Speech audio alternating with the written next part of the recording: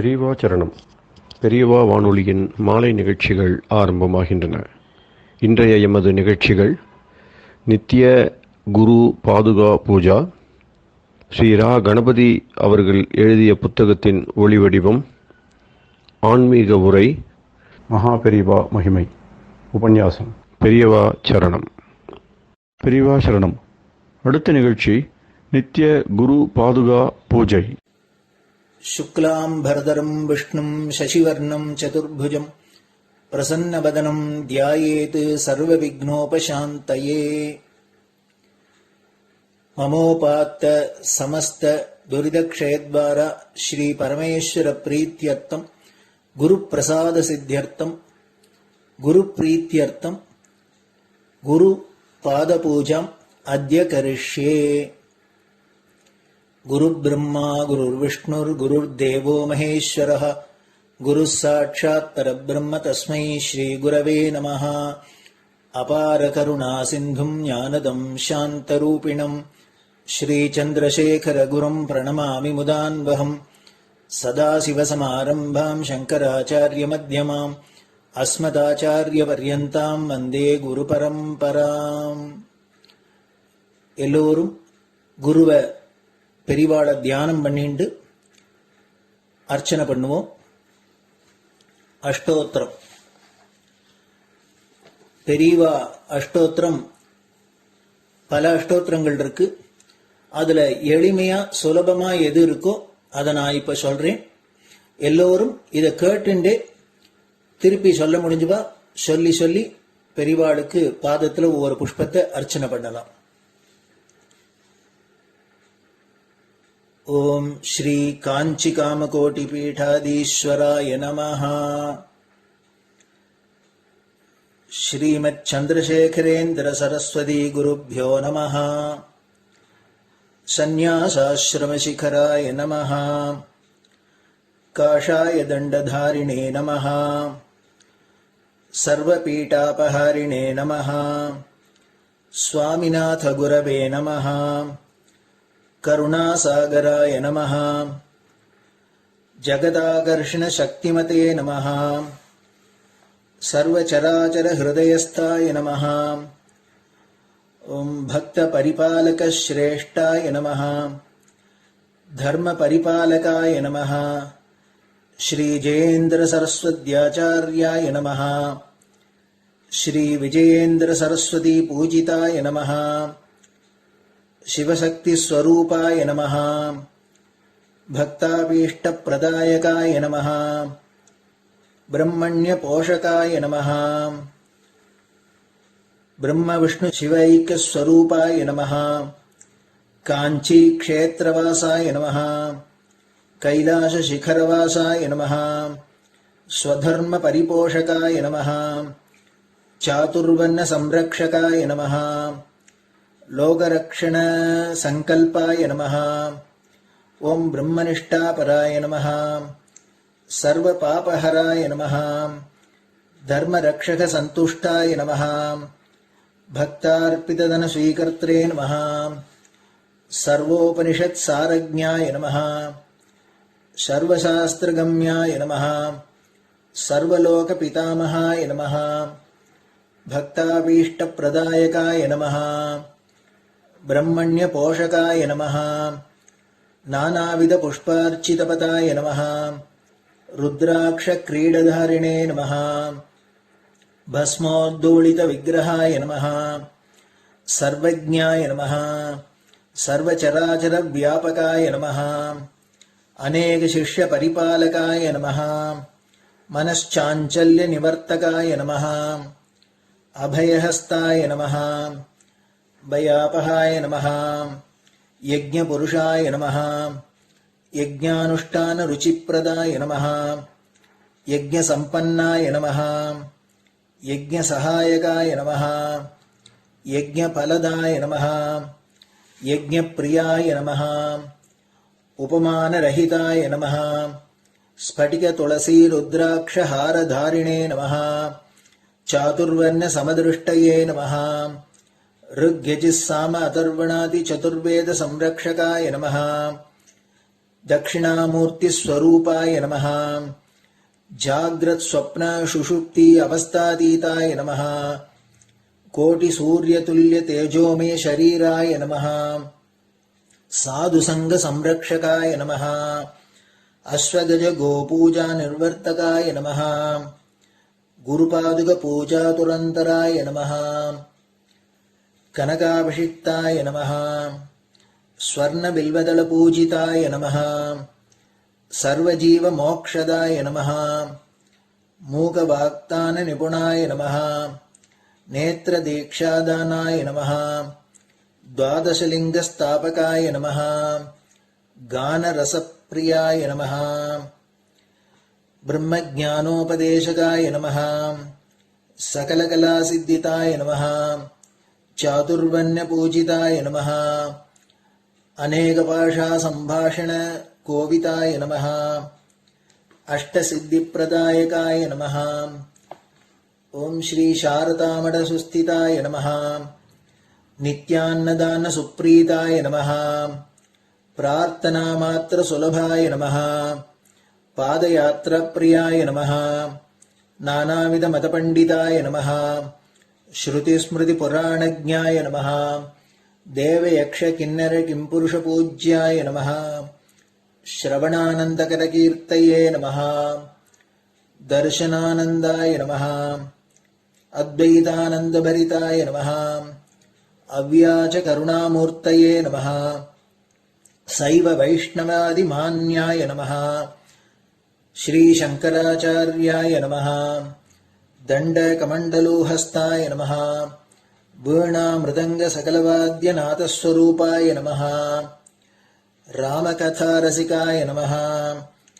वेद वेदांग आगमादि सकलकला सतस्प्रवर्तकाय नमः हृदय गुहाशयाय नमः शतरुद्रीय वर्णितस्वरूपाय नमः केदारेश्वरनाथाय नमः अविद्यानाशकाय नमः निष्कामकर्मोपदेशकाय नमः लघुभक्तिमार्गोपदेशकाय नमः लिंगस्वरूपाय नमः सालग्रामसूक्ष्मस्वरूपाय नमः कालड्यां शङ्करकीर्तिस्तम्भनिर्माणकर्त्रे नमः जितेन्द्रियाय नमः शरणागतवत्सलाय नमः श्रीशैलशिखरवासाय नमः डमरुकनादविनोदाय नमः वृषभारूढाय नमः दुर्मदनाशकाय नमः आभिचारिकदोषहर्त्रे नमः मिताहाराय नमः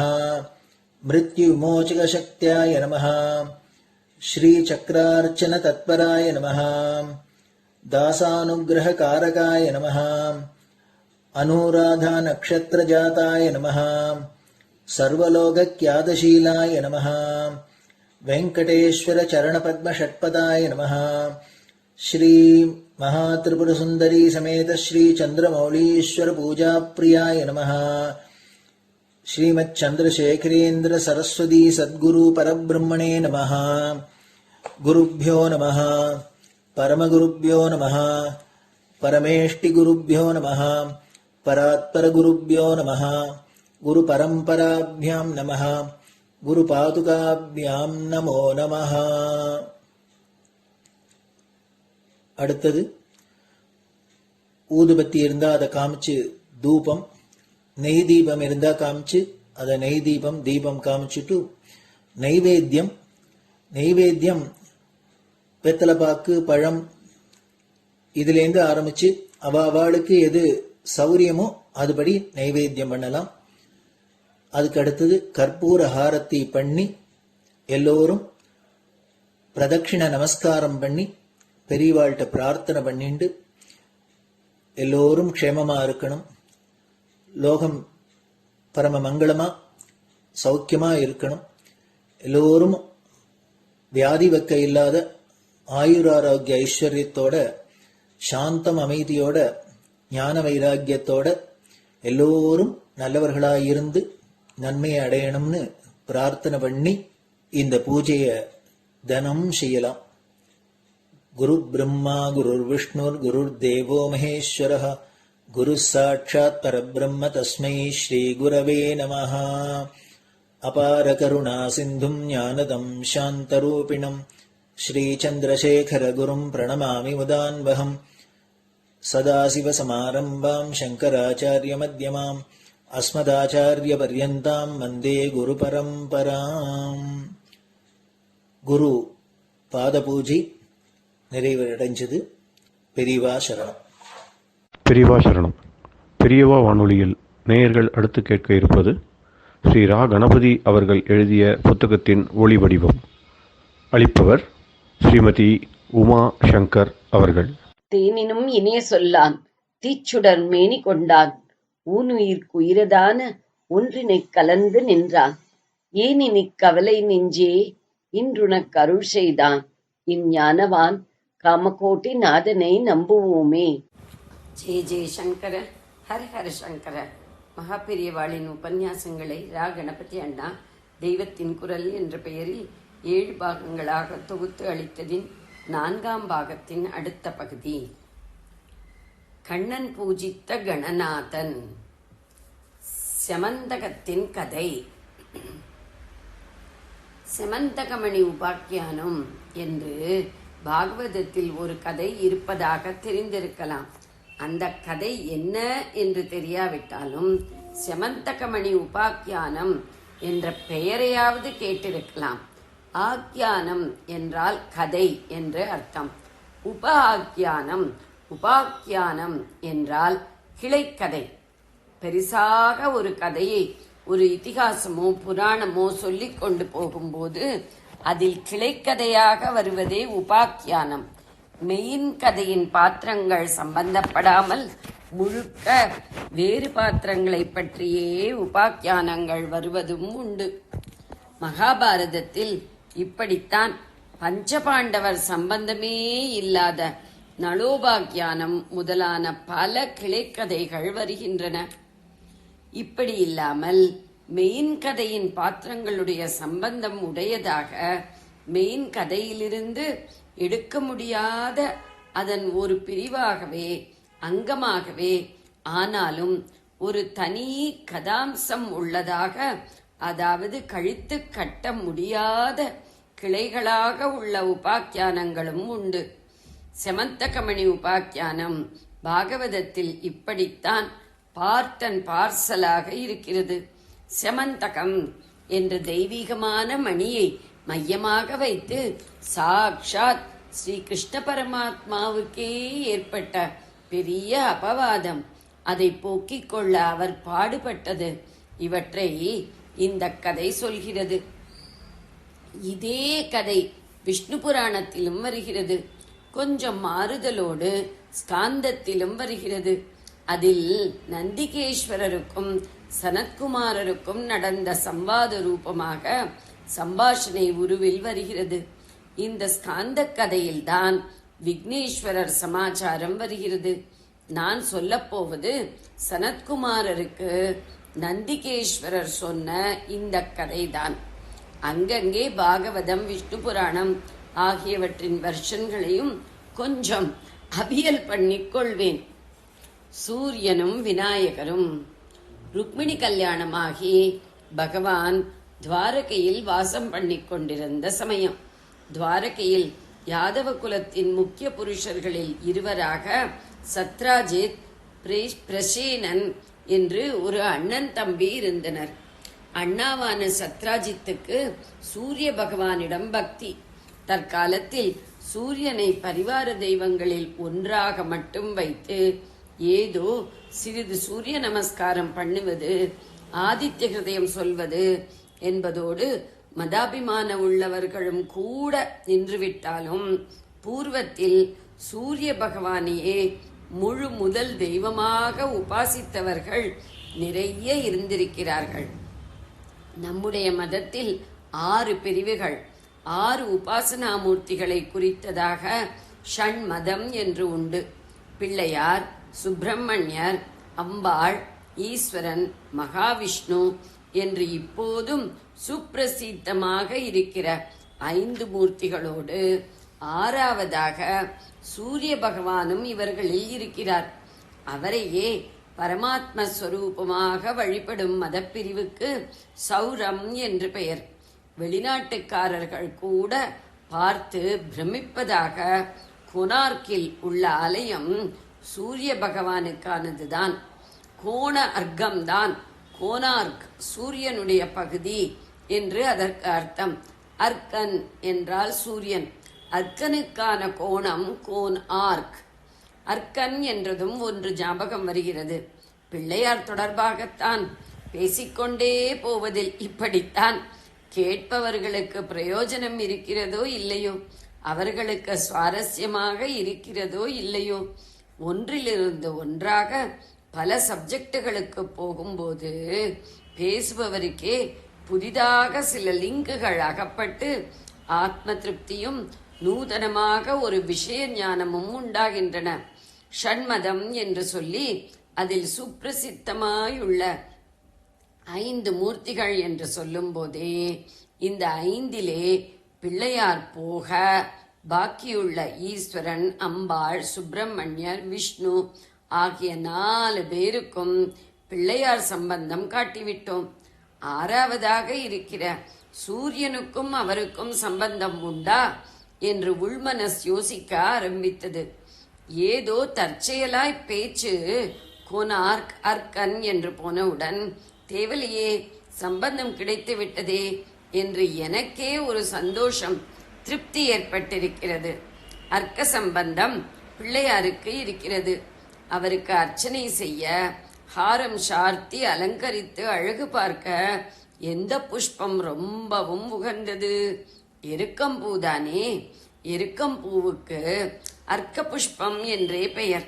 அர்க்க தான் எருக்கு என்று ஆகியிருக்கிறது. சூரியன், எருக்கு இரண்டுமே அர்க்கநாமமுடையவையாய் இருக்கின்றன.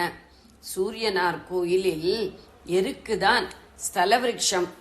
ராத்திரியில் மலரும் சில பூக்களை தவிர பாக்கி எல்லா புஷ்பங்களையும் மலர்த்து விக்கிற சூரியனேதான் எருக்கம்பூவில் விசேஷ சாநித்தியத்தோடு இருந்து கொண்டு பக்தர்கள் பிள்ளையாருக்கு அந்த பூவால் பண்ணும் ஒவ்வொரு அர்ச்சனையிலும் அவர் பாதத்தில் போய் விழுந்து நமஸ்காரம் பண்ணுகிறான் என்று வைத்துக் கொள்ளலாம். இதனால் ஷண்மத தெய்வங்களில் பிள்ளையார் நீங்களாக உள்ள 5 பேருமே அவருடைய உத்கர்ஷத்தை ஒப்புக்கொண்டதாக ஏற்பட்டு விடுகிறது. இந்த விஷயம் இருக்கட்டும். தவத்தால் பெற்ற திவ்யமணி. சத்ராஜித் சூரிய பகவானிடம் பக்தியுள்ளவன் என்று சொல்லிக் கொண்டிருந்தேன். அவன் சமுத்திரக்கரையில் தன் இஷ்டமூர்த்தியை குறித்து கடுமையான தபஸ் பண்ணினான். சூரிய பகவான் பிரசன்னமானார். என்ன வரம் வேண்டும் என்று கேட்டார். அவர் கழுத்தில் பளபளவென்று ஒரு மணி போட்டுக் கொண்டிருந்தார். அதற்குத்தான் செமந்தகம் என்று பெயர்.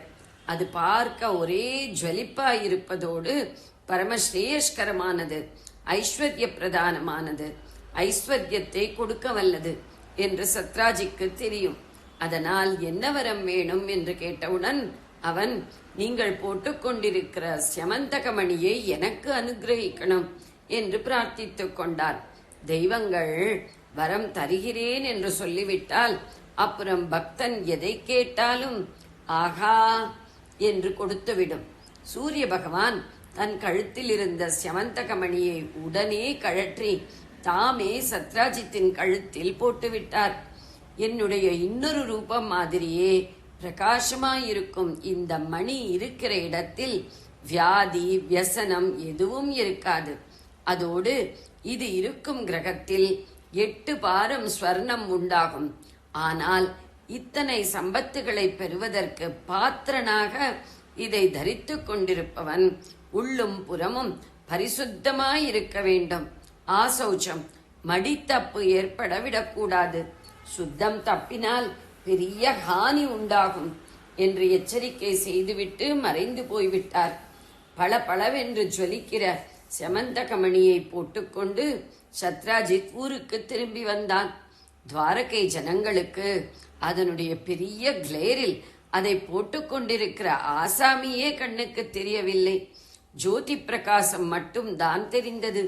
தெருவோடு இப்படி ஒரு ஜோதிஸ் போகிறதை ஆச்சரியத்துடன் பார்த்து சூரிய பகவானே தான் கிருஷ்ண பரமாத்மாவை தரிசிப்பதற்காக வருகிறார் போலிருக்கிறது என்று நினைத்தார்கள்.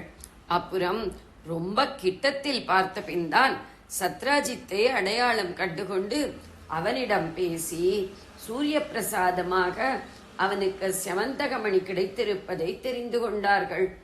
கிருஷ்ணர் ரசிகரானதால் அந்த மணியின் அழகை ரொம்பவும் ஸ்லாகித்தார். அவர் புகழ்ந்ததை கேட்ட சத்ராஜித்துக்கு அந்த மணி தனக்கே வேண்டுமென்று பகவானுக்கு ஆசை வந்துவிட்டது என்று தோன்றிவிட்டது. கண்ணனின் வைராக்கியம். வெளியிலே எத்தனை கூத்தடித்தாலும் ஜார சோர சிகாமணி என்னும்படியாக வெண்ணையை திருடுவது, கோபஸ்திரீகளோடு ராசலீலை பண்ணுவது, 16,000 பத்திகளோடு குடும்பம் நடத்துவது என்றெல்லாம் பண்ணினாலும் உள்ளூர ஒன்றிலும் ஒட்டாமல் ஆஷா பாசமே இல்லாமல் இருந்த பரம ஞானி பரபிரம்ம வஸ்து கிருஷ்ண பரமாத்மா கம்சனை வதம் பண்ணினவுடன் அவர் தமக்கே ராஜ்ய பட்டாபிஷேகம் செய்து கொண்டிருக்க எல்லா நியாயமும் உண்டு. அவரிடம் அப்படியே மோகித்து போயிருந்த மதுரா ஜனங்களும் அவர் தங்களுக்கு ராஜாவாகிறார் என்றால் ரொம்ப ஆனந்தப்பட்டுத்தான் இருப்பார்கள்.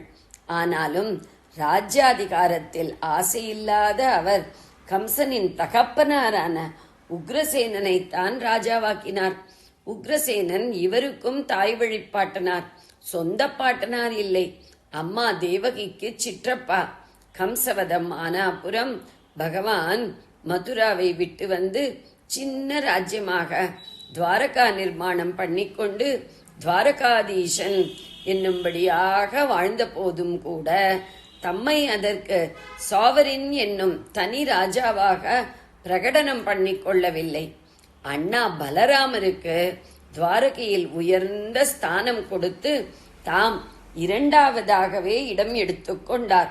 பூர்ணாவதாரமாயிருந்தும் இப்படி அடக்கமாகவும் பொருளாசையற்ற வைராக்கியத்துடனும் கிருஷ்ணர் வாழ்ந்து காட்டினார். அமிர்தம் கடைந்து மகாலட்சுமி உத்பவித்து மகாவிஷ்ணுவை பதியாக வரித்த இடத்திலேயே இப்படித்தான் பாகவதத்தில் மகாவிஷ்ணுவை பற்றி சொல்லி இருக்கிறது. அவர் மண்ணாசை பொன்னாசை மாதிரியே பெண்ணாசையும் கொஞ்சம் கூட இல்லாதவர். பாக்கி எல்லா தேவர்களும் லக்ஷ்மி தனக்கு மாலை போட மாட்டாளா, தனக்கு மாலை போட மாட்டாளா என்று தவித்துக் கொண்டிருந்த போது மகாவிஷ்ணு மட்டும் பரம வைராக்கியமாக அவர் பாட்டுக்க ஒதுங்கி உட்கார்ந்து கொண்டிருந்தாராம்.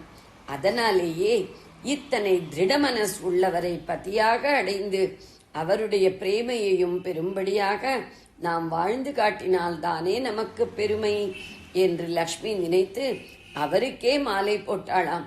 அவருக்கு எத்தனை வைராக்கியம் உண்டோ அத்தனைக்கு அத்தனை கருணையும் உண்டாதலால் உடனே அவளை தூக்கி மார்பிலேயே வைத்துக் கொண்டு விட்டார். கிருஷ்ணர் ஆசையே இல்லாதவர் என்று சொல்ல வந்தேன். தானாகவே அவரை தேடிக்கொண்டு எல்லா ஐஸ்வர்யங்களும் வந்தன. மகாவிஷ்ணுவின் சங்கு சக்கரம் கருடன் எல்லாம் கூட அவரிடம் அவ்வப்போது வந்ததாக பார்க்கிறோம். ராமர்கிட்டே இப்படி எதுவாவது வந்ததோ? இதே போல மகாவிஷ்ணு தரித்துக் கொண்டிருக்கும் கௌஸ்துபமணியும் கிருஷ்ணர்கிட்டேதான் வந்தது. கஸ்தூரி திலகம் லலாட்ட பலகே வக்ஷஸ்தலே கௌஸ்துபம் என்று பாடுகிறோம். அப்பேற்பட்ட திவ்ய கௌஸ்துபத்தை போட்டுக் கொண்டிருப்பவருக்கு செமந்தகத்திடம் எதற்கு ஆசை வரப்போகிறது? செமந்தகத்தை சத்ராஜித் தந்தால் தரட்டுமே என்று துவனிக்கும்படியாக அவர் கொஞ்சம் பேசியிருந்தால் கூட உக்ரசேன மகாராஜாவுக்கு அதை அவன் தரலாமே என்ற அபிப்பிராயத்தில் தான் சொன்னாரே தவிர தமக்காக சொல்லிக் கொள்ளவில்லை.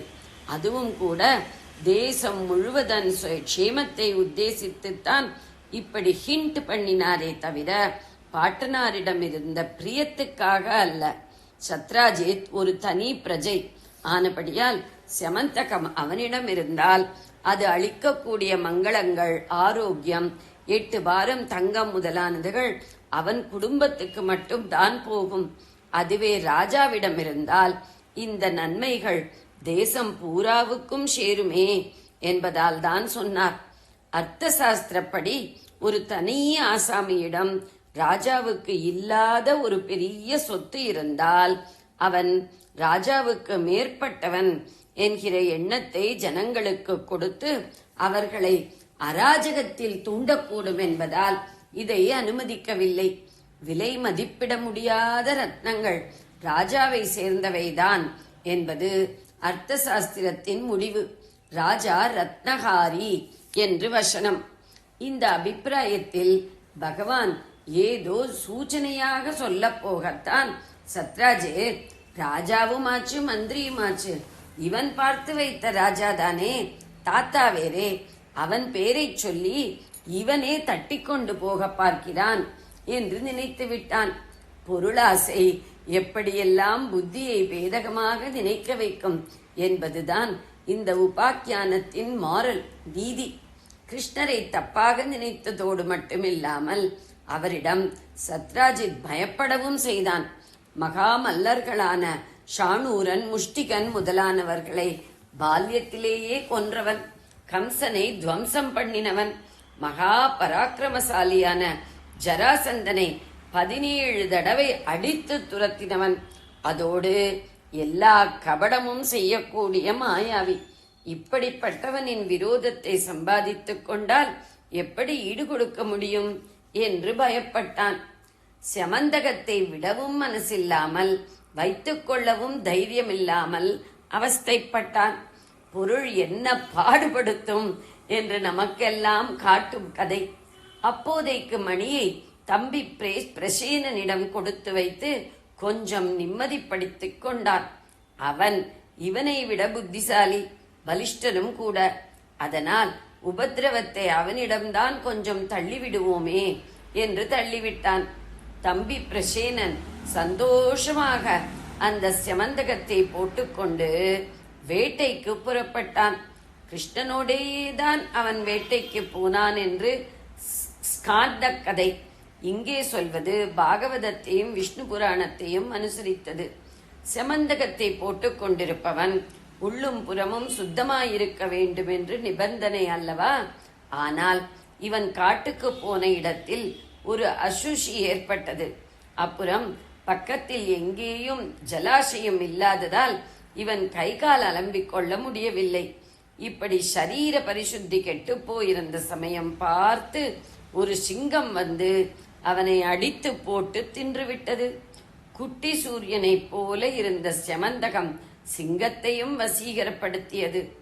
இருட்டு மூடின காட்டை பட்ட பகலாக்குகிற அந்த ரத்னத்தை கவ்விக்கொண்டு சிங்கம் போய்கொண்டிருந்தது.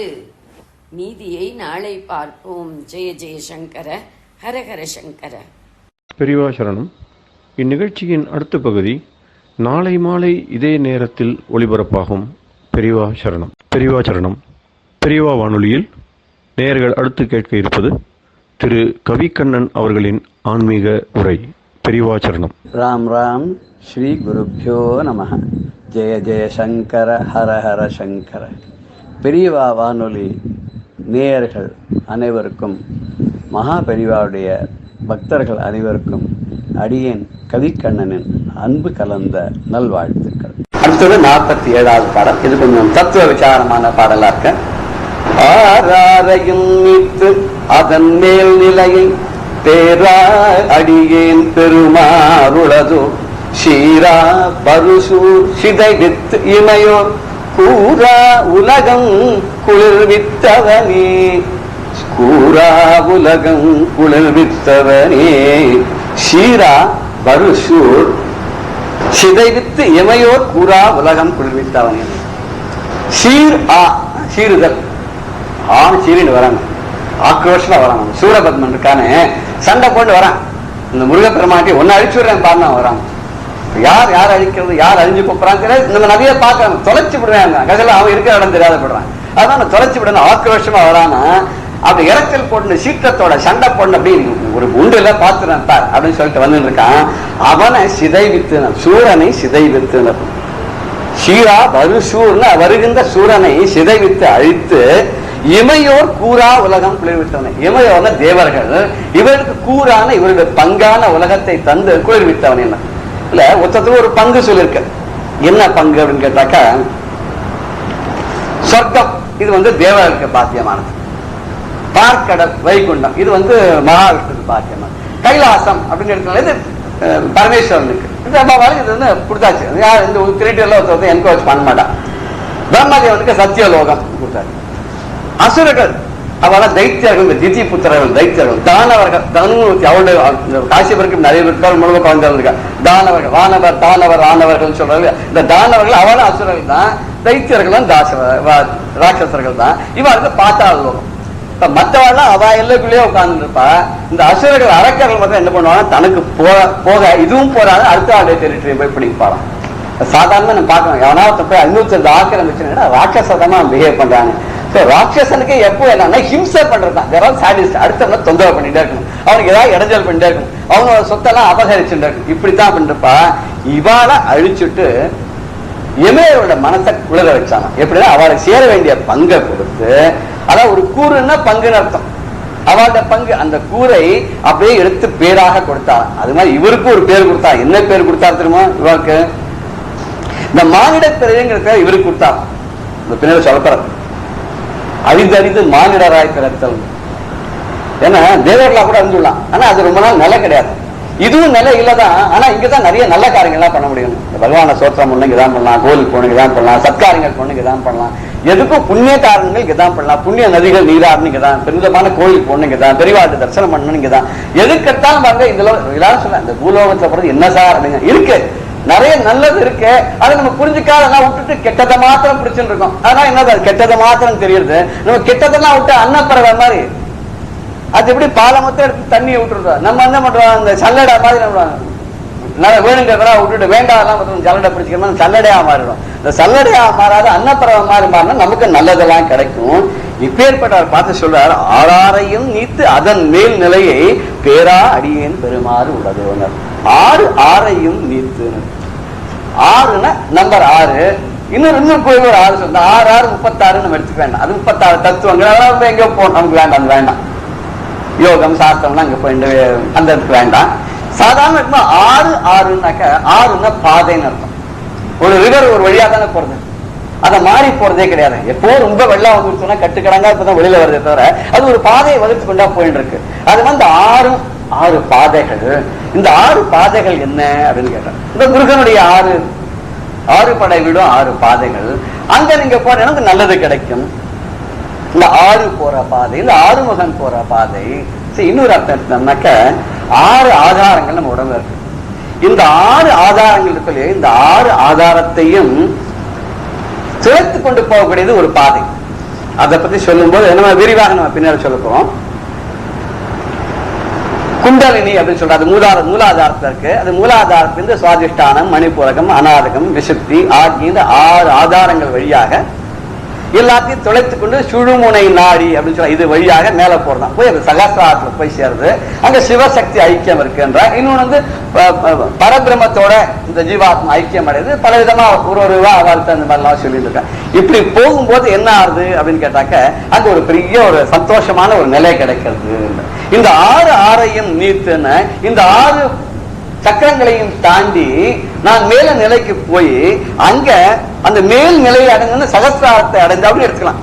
இல்ல 6 ஆறையும் 6 விதமான 6 படை வீடுகளையும் நான் சென்று அடைந்து அதையும் தாண்டி நீ மேல இருக்கக்கூடிய அந்த பரம்பொருளான உன்னை அடைந்து அந்த மேல்நிலையுடைய பாதாரந்தம் மேல்நிலை அடையக்கூடிய பேரா அடியேன்னு பெருமாள் இப்படி எடுத்துக்கலாம். உன்னுடைய பாதம் உன்னுடைய திருவடி உங்களுடைய பெரிய நிலையை அடைந்து இது முதல்ல படிதானே. முதல் படி 6 படை வீடுகள், அப்புறம் இருக்கக்கூடிய மற்ற கஷேத்திரங்கள் அப்படி கொஞ்சம் நிமிடம் அப்புறம் முருகன் மனசுக்குள்ளே நிறுத்தி அப்புறம் முருகனுடைய பாதாரந்தங்களை அடையிறதுன்னு எடுத்துக்கலாம். இல்ல இங்க குண்டலினி யோகம் பிரகாரத்தை குண்டலியை கிளப்பி இந்த 6 ஆதார சக்கரங்கள் வழியா சகசிராரத்துக்கு போய் அங்க அந்த பிரம்மானந்த நிலைக்கு போய் அப்படி அந்த பரமானந்தத்தை எப்படி அடை இப்படி எடுத்துக்கலாம். இந்த ஒரு நிலையை பெருமாறு உள்ளதோ, எனக்கு இது கிடைக்குமோ, இது எனக்கு தகுமோ, நீ எப்ப தரப்போற அப்படின்னா. பெரியவா சரணம். இந்நிகழ்ச்சியின் அடுத்த பகுதி நாளை மாலை இதே நேரத்தில் ஒளிபரப்பாகும். பெரியவா சரணம். பெரியவா சரணம். அடுத்த நிகழ்ச்சி மகா பெரியவா மகிமை உபன்யாசம். வழங்குபவர் பிரம்மஸ்ரீ கணேச சர்மா அவர்கள். அபார கருணா சிந்தும் ஞானதும் சாந்தரூபிணம் ஸ்ரீ சந்திரசேகரகுரும் பிரணமாமி முதான்வகம். காஞ்சி மகாபெரிவாளோட யாத்திரையில் 1965-66 வருஷத்தில் விழுப்புரம், கடலூர், பாண்டிச்சேரி முதலான இடங்களுக்கெல்லாம் யாத்திரை பண்ணியிருந்தா. அப்படி யாத்திரை பண்ணிகிட்டே வந்த பெரியவா விழுப்புரத்துலேருந்து திருவண்ணாமலைக்கு போனால் திருவண்ணாமலை தரிசனம் பண்ணிட்டு வேலூரில் யாத்திரையை முடிச்சுட்டு வேலூருக்கு பக்கத்தில் விரிஞ்சிபுரம் அப்படின்னு இருக்கு. அந்த விரிஞ்சிபுரத்தில் மரகவதவல்லி மார்கபந்து அப்படிங்கிற சுவாமி. இந்த விரிஞ்சிபுரம் தான் அப்பைய தீட்சிதரோட அவதார ஸ்தலம். அதே மாதிரி சங்கீத மும்மூர்த்திகளில் ஒருத்தரான முத்துசுவாமி தீட்சிதரோட பூர்வீகம். தாத்தா வரைக்கும் இந்த விரிஞ்சிபுரத்தில் தான், இந்த விரிஞ்சிபுரத்துக்காரா தான். முத்துசுவாமி தீட்சிதர் கிருத்தியில் ஒன்றும் மரகதவல்லி அப்படின்னு ஒரு காம்போதியில் கீர்த்தனம் எல்லாரும் கேள்விப்பட்டிருப்போம். அது இந்த விரிஞ்சிபுரத்தில் இருக்கிற இந்த மரகதவல்லி அம்பாள் மேலே பாடினது தான் சுவாமி மார்கபந்து அப்படின்னு. மார்கபந்து ஸ்தோத்திரம் அப்படின்னு தீட்சிதர் அப்பைய தீட்சிதரோட இருக்கு. அதுவும் இந்த மார்கபந்து இந்த ஊர் சுவாமி விரிஞ்சிபுரம் சுவாமி மேலே பாடினது தான். சம்போ மகாதேவ தேவ பஜே மார்கபந்து அப்படின்னு வரும். மார்கபந்து அப்படின்னா வழித்துணைன்னு அர்த்தம். சுந்தரமூர்த்தி சுவாமி சொல்றாரு, வானநாடனே வழித்துணை மருந்தே மாசிலா மணியே மறைப்பொருளே அப்படிங்கிற. வழித்துணை மருந்து. நாம வழித்துணை மருந்துன்னா ஏதோ இந்த ஊர்லேருந்து அந்த ஊருக்கு பொறுத்தே நடுப்புற நமக்கு ஒரு மருந்தா இருக்கிற ஒரு காவலா இருக்கிற அப்படின்னு இல்லை. இந்த சம்சாரம், இந்த ஜென்மாங்கிற ஒரு பெரிய நெடும் பயணத்தினா நீண்டு இருக்கோம். பிறக்கிறது இறக்கிறது பிறக்கிறது இறக்கிறதுன்னு இப்படி ஒரு பெரிய லாங் ஜேர்னின்னா வச்சுட்டு இருக்கோம். இந்த ஜேர்னிக்கு இந்த வழித்துணையாவும் இருக்கிறவன் யாருன்னு அந்த பரமேஸ்வரன் தான். அதனாலதான் அவருக்கு பேர் மார்கபந்து. மார்கபந்துன்னு பேர். அதுதான் இந்த விரிஞ்சிபுரத்துல சுவாமி மார்கபந்து மரகதவல்லி. அந்த ஊர்ல பெரியவா தரிசனம் பண்ணிண்டா. அங்கேருந்து யாத்திரையை தொடர்ந்து திருப்பதிக்கு போற வழியில புத்தூருக்கு பக்கத்துல நகரிக்கிட்ட புக்கேன்னு இருக்கு. அந்த புக்கேல சங்கர மடம் இருக்கு. அந்த புக்க சங்கர மடத்துல கும்பாபிஷேகம் அது ரொம்ப விமர்சையா நடந்தது. அந்த புக்கேங்கிறது ஒரு பெரிய ஸ்தலம். பக்கத்துல குஷஸ்தலி அப்படின்னு நதி. இந்த குஷஸ்தலி உற்பத்தியார அங்க போறது பார்த்தீங்கன்னா ரொம்ப அபூர்வமா இருக்கும். அந்த குஷஸ்தலி நதி தீரத்துல இருக்கிற இந்த புக்க சங்கர மடத்துல கும்பாபிஷேகத்தை முடிச்சுட்டு பெரியவா திருமலைக்கு போனா திருப்பதியில பெருமாளுக்கு சஹஸ்ர கலசாபிஷேகம் பண்ணி தரிசனம் பண்ணினா. இந்த சஹஸ்ர கலசாபிஷேகம் தரிசனம் பண்றதே திருப்பதியில இருக்கிறதையும் பல ரசமான நிகழ்ச்சிகள். பெரியவா எப்படி தர்ம விக்கிரகம் அப்படிங்கிறதுக்கு ஒண்ணு பார்க்கலாம். ஒவ்வொரு சேவை சஹஸ்ர கலசாபிஷேகம், அதே மாதிரி கல்யாண உற்சவம், இது மாதிரி பல சேவைகள் அங்க வச்சிருக்கா இல்லையா. அதுக்குன்னு ஒரு டிக்கெட்லாம் வச்சு அதுக்குன்னு ஒரு பணம் வச்சு அதை வசூல் பண்ணி எல்லாரும் அதை பண்ணினாக்க போய் சுவாமி தரிசனம் எல்லாம் அது மாதிரிலாம் பண்றாளே. அப்படி ஒரு சேவையும் போது பெரியவா உள்ள போறா. கோவில்ல பெருமாளை தரிசனம் பண்றதுக்கு உள்ளுக்குள்ள போறா. இப்ப பெரியவாளோட போனா எல்லாரும் பெறலாம் அப்படின்ட்டு எல்லாரும் இந்த ஒட்டி போமோல்லையோ அது ஒரு பெரிய கும்பல் சேர்ந்து கொடுத்து எல்லாம் பெரியவாளோட பின்னால போலான்ட்டு. பெரியவா பார்த்தா அந்த கோவில்ல உள்ள நுழையறதுக்கு முன்னால சுவாமி கர்ப்பகிரகத்துக்கு போய் தரிசனம் பண்ணி சன்னதிக்கு போறதுக்கு முன்னால அந்த ஈவோ எல்லாரும் அதிகாரிகள்லாம் வந்திருக்கா. பெரியவா கிட்ட இப்போ இந்த சேவைக்கு இந்த டிக்கெட் வாங்கினா இதுக்கு இத்தனை பணம்ங்கிறாப்புல இத்தனை பேர் உள்ளுக்குள்ள போய் தரிசனம் பண்ணலாம்னு ஒரு எண்ணிக்கை வச்சிருப்பியோ இல்லையோ, அது எத்தனை அப்படின்னு அவர் ஏதோ 8 பேரோ 10 பேரோ என்னமோ சொன்னார். அப்போ இந்த டிக்கெட்டுக்கு இந்த சேவைக்கு இத்தனை பேர் தானே போகலாம். ஆனா என்னோட இத்தனை பேர் வந்திருக்காளே, அத்தனை பேரையும் உள்ள அழிச்சுன்னு போக முடியாது இல்லையோ அப்படின்னு. உடனே அந்த அதிகாரி சொன்னார், அது சாதாரணமா லௌகிகாளுக்கு சாதாரண மனுஷாளுக்கு ஒரு டிக்கெட் வாங்கினா அப்படின்னு ஒரு கணக்கு வச்சுருக்கு. பெரியவாளோட வரவா எல்லாம் பக்தாள் தான் வரா, அதனால இப்போ ஒன்றும் அந்த கணக்கெல்லாம் பார்க்க வேண்டாம், பரவாயில்ல எல்லாரும் போய் தரிசனம் பண்ணிட்டோம் அப்படின்னு. உடனே பெரியவா சொல்றா, இல்ல யாரா இருந்தாலும் சரி, ஈஸ்வரனுக்கு முன்னால யாரா இருந்தாலும் ஒண்ணுதான். அவருக்கு முன்னால இவாளுக்கு ரிலாக்ஸேஷன் அவளுக்கு எல்லாம் கிடையாது. ஒரு சட்டம் வச்சிருக்கு. இந்த கோவில்ல ஒரு நேதி வச்சுருக்கள். இந்த டிக்கெட் வாங்கினா இத்தனை பேர் போகலாம், இந்த டிக்கெட்னா இந்த டயத்துல இதுக்கெல்லாம் வச்சுருக்கு. அதுபடிதான் இருக்கணுமே வழி இங்க ஒரு வித்தியாசம் பார்க்கப்படாது, ஏற்ற இறக்கம் இருக்கக்கூடாது. அதனால நான் வந்தாலும் சரி, ராஜாதி ராஜாக்கள் வந்தாலும் சரி, சாதாரண மனுஷா வந்தாலும் சரி, எல்லாருக்கும் ஒரே ரூலா தான் இருக்கணும். அப்படி நாம இருந்தோம்னால்தான் அந்த சட்டப்படி நடந்தோம்னா தான் ஈஸ்வரனுக்கு. சட்டத்தை மீறிண்டு நம்ம போய் அவரை தரிசனம் பண்ணியே எத்த பண்ணியும் நல்ல ஒண்ணா அவர் ஒன்னும் அனுகிரகம் பண்ண மாட்டார், பிரீத்தி அடைய மாட்டார். அவரோட அனுகிரகத்தை அடையணும்னா அவர் சொன்ன வழியில நடக்கணும், அந்த தர்ம வழியில நடக்கணும், நியாயமா நடக்கணும், நேர்மையா இருக்கணும். அப்படி இருந்தாலே அவரோட அனுகிரகத்தை அடைஞ்சுள்ளோம்.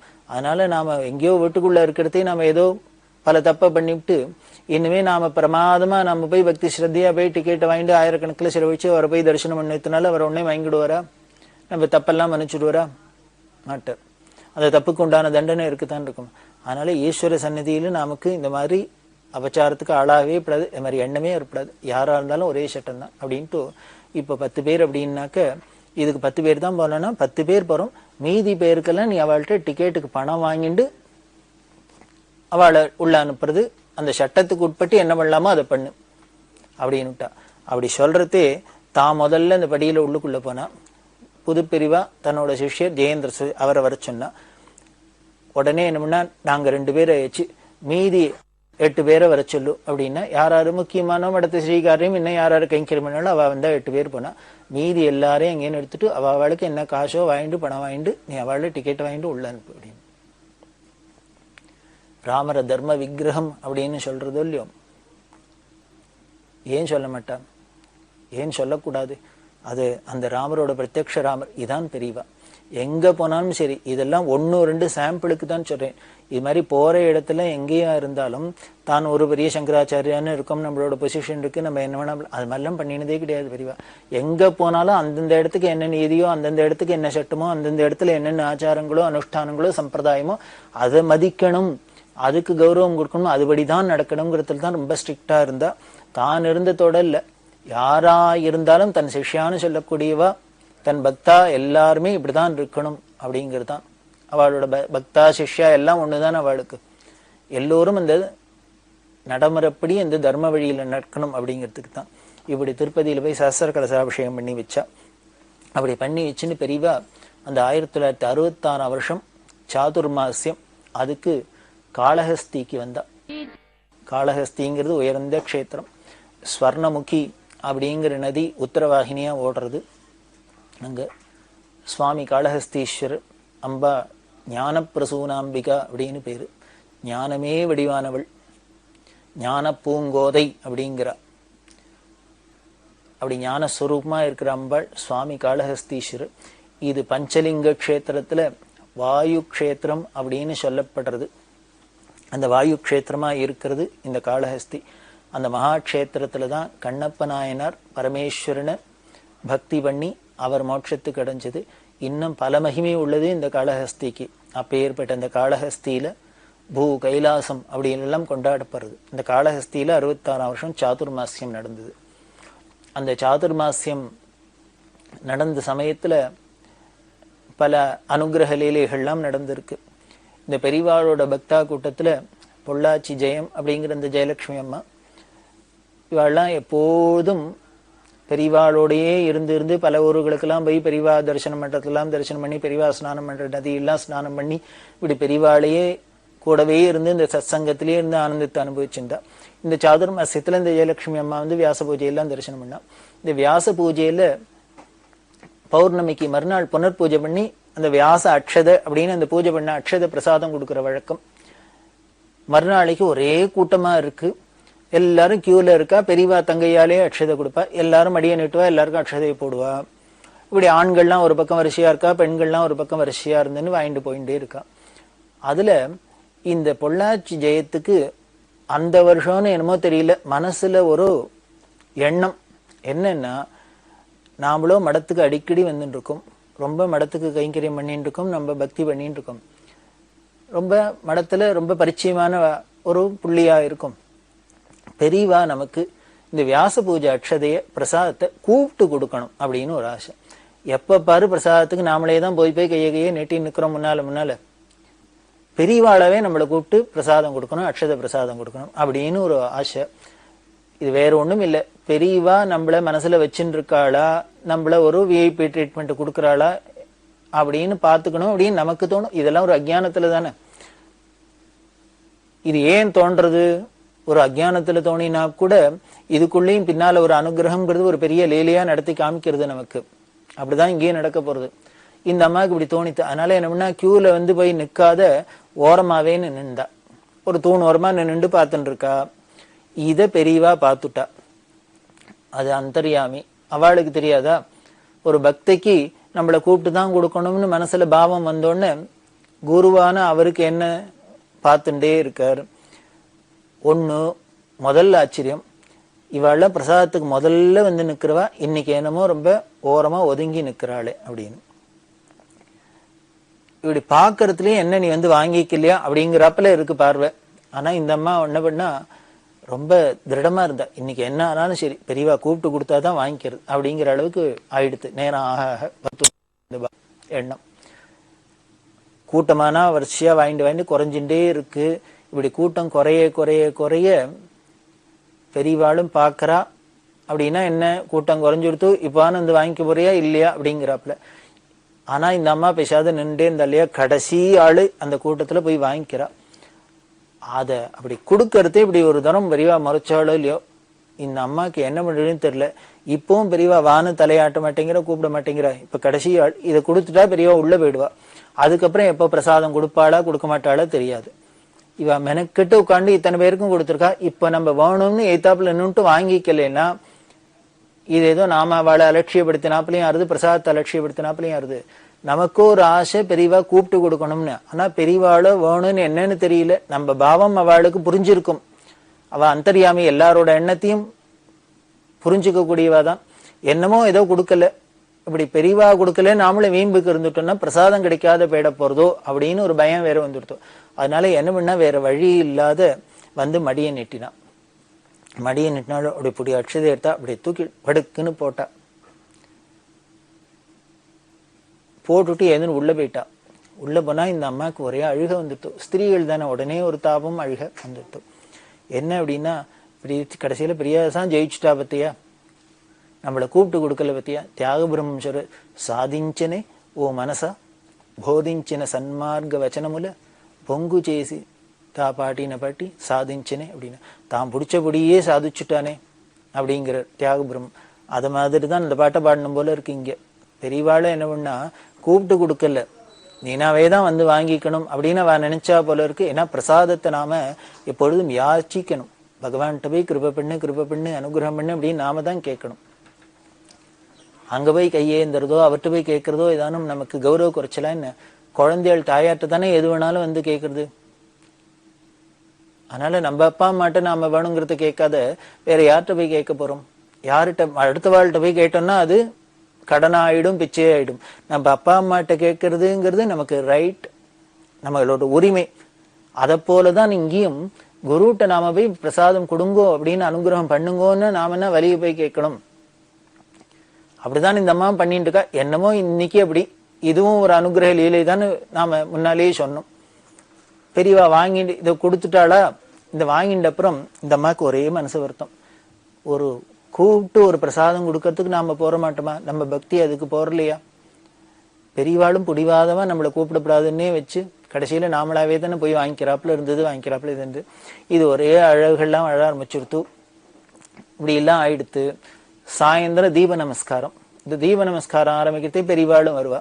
இந்த தீப நமஸ்காரத்துக்காக இந்த ஜெயலட்சுமி அம்மா என்ன பண்ணினா, தன்னோட கூட வந்திருக்கிற அம்மா இவா 2 பேரும் பக்கத்துல ஸ்வர்ணமுகி அப்படின்னு சொன்னேன், அந்த நதியில போய் கை காலெல்லாம் அலமிண்டு மூஞ்சியெல்லாம் அலமிட்டு சுத்தம் பண்ணிட்டு வரலாம் அப்படின்ட்டு அவ போறா. இந்த ஸ்வர்ணமுகியில என்ன பண்ணும், ஒரு பக்கமா தண்ணி ஓடுறது, ஃபுல் நதியா ஓடாத நடுப்புற மணல் திட்டா இருக்கு, அங்கங்க கொஞ்சம் அப்படி தண்ணி ஓடுது. அந்த தண்ணியில போய் இவ மணல்ல நடந்து போய் நடு ஆத்துல ஓடுற தண்ணியில கை காலெல்லாம் அலமிண்டு மூஞ்சியெல்லாம் அலமிண்டு நேத்தி எட்டுண்டு வரத்தையே இந்த கூட வந்த அம்மாட்ட சொல்லிட்டு வந்தா ஜெயலட்சுமி. இப்படி பெரியவா என்ன கூப்பிட்டு கொடுக்கல, என்னமோ எனக்கு இத்தனை நாள் இல்லாத நீ கூப்பிட்டு கொடுக்கணும்னு ஆசைப்பட்டேன், ஆனா பெரியவா என்னோட ஆசையை பூர்த்தி பண்ணல, கூப்பிட்டு கொடுக்கல, நான் தான் எப்பொழுதும் போல வாங்கிக்கிறாப்புல ஆயிடுத்து அப்படின்னு சொல்லிட்டு அழுதுன்னு வந்தா. அவசன்னா இதுக்கு போய் யாரான அழுவாளா? இப்படி மூஞ்சி வீங்கிறாப்புல எழுதிருக்கியே, என்ன இப்போ பெரியவாள்கிட்ட நம்ம கேட்டு வாங்கிட்டா என்ன அப்படி இப்படிலாம் சமாதானம் பண்ணிட்டு சொல்லிகிட்டே வரா. அந்த சமயத்துல நம்ம தலையில சப்புன்னு என்னமோ வந்து விழுந்தாப்புல இருந்தது, காக்கா எச்சமிட்டாப்புல. இது பேசிட்டே வரத்தே தப்புன்னு தலையில விழுந்தோன்னு இந்த ஜெயலட்சுமி என்ன சீக்கிய நடு நதியில வரத்தையும் வரு, ஏதோ காக்கா வந்து என்னமோ பண்றது, இப்பதான் போய் அலம்பிண்டெல்லாம் வந்திருக்கும், சுத்தம் பண்ணி வந்திருக்கும், இதே என்னமோ அசிங்கம் பண்றது அப்படின்னுட்டு அதை அப்படி கீழே தள்ளலான்ட்டு இப்படி பண்ணினா கம்முன்னு ஒரு சந்தன வாசனை. நமக்கு திடீர்னு என்ன நடு ஆத்துல என்னமோ தலையில விழுறது, அதை கீழே தள்ளலான்னு கையால தடவினாக்க சந்தன வாசனை வருது அப்படின்ட்டு. அப்ப என்ன பண்ணா அந்த தலையில விழுந்ததை கீழே தள்ளல, அப்படியே எடுத்து பார்த்தா அதுல அரைச்ச சந்தனம் இப்படி விழுது மாதிரி சந்தனம் விழுது இருக்கு. அதுல இங்க ஒண்ணு அங்க ஒண்ணு அங்க ஒண்ணு இங்க ஒண்ணா இந்த ஷேப்பு அக்ஷதை ஒட்டின்னு இருக்கு. நமக்கு ஆச்சரியமா இருந்தது. நடு ஆத்துல வந்துன்னு இருக்கும், மேலேந்து ஒண்ணு தூக்கி போறதுக்கு யாரும் கொண்டு போடுறதுக்கு சான்ஸ் இல்லை. அப்படி பார்த்தா ஏதோ காக்கா ஏதானும் பண்ணி விடுத்தாக்கும் எச்சம் விட்டுருத்தாக்குன்னு பார்த்தா தலை மேல இத்தனை சந்தன விழுந்திருக்கு, அதுல இத்தனை அக்ஷதை ஒட்டின்னு இருக்கு.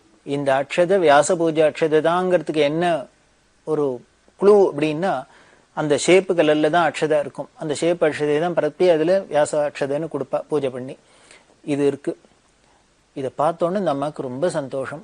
இது நிச்சயம் இந்த அம்மாவுக்கு தெரிஞ்சது பெரியவா அனுகிரகம் தான். ஏன்னா இது நடு ஆத்துல நின்று இருக்கோம், வந்துட்டு இருக்கோம், பக்கத்துல ஒண்ணும் எங்கேருந்து யாரும் போடுறதுக்கும் சான்ஸ் இல்லை.